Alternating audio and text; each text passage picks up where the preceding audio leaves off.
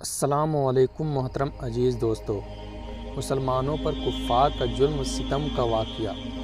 کفار و مشرکین مسلمانوں پر بہت زیادہ ظلم و ستم ڈھاتے تھے اور دین حق قبول کرنے کی وجہ سے ان کے ساتھ انتہائی بے رحمانہ سلوک کرتے تھے۔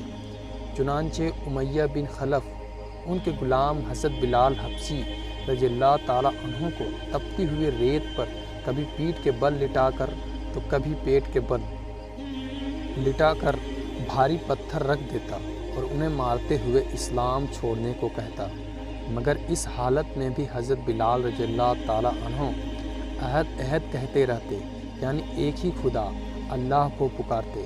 اسی طرح حضرت عمار بن یاسر رضی اللہ تعالیٰ عنہ اور ان کے والدین جب مسلمان ہوئے تو کفار انہیں بے پناہ تکلیفیں پہنچاتے تھے۔ جب حضور صلی اللہ تعالیٰ علیہ وسلم ان کے پاس سے گزرتے تو ان کی حالت جار کو دیکھ کر فرماتے، یاسر کے خاندان والو صبر کرو، تمہارا ٹھکانہ جنت ہے۔ حضرت عمار بن یاسر کے والد اور والدہ کو مشرکین نے تکلیف پہنچاتے ہوئے شہید کر ڈالا تھا۔ الغرض کفار نے مسلمانوں کو تکلیف پہنچانے میں کوئی کمی نہیں چھوڑی۔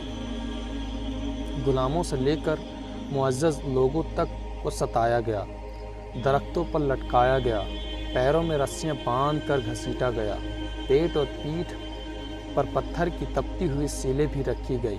گرج ہر طرح مسلمانوں کو ظلم و ستم کا نشانہ بنایا گیا، مگر صحابہ کرام کو ایمان سے نہیں ہٹا سکے۔ صحابہ نے تمام مصیبتوں کو برداشت کر کے دین حق کو سینے سے لگائے رکھا۔ دوستو، ایسا ہی ویڈیو دیکھنے کے لیے ہمارے چینل کو سبسکرائب کریں اور شیئرنگ بٹن دبا کر اپنے دوستوں تک شیئر ضرور کریں۔ ملتے ہیں اگلے ویڈیو تک، اپنا خیال رکھیں، خدا حافظ۔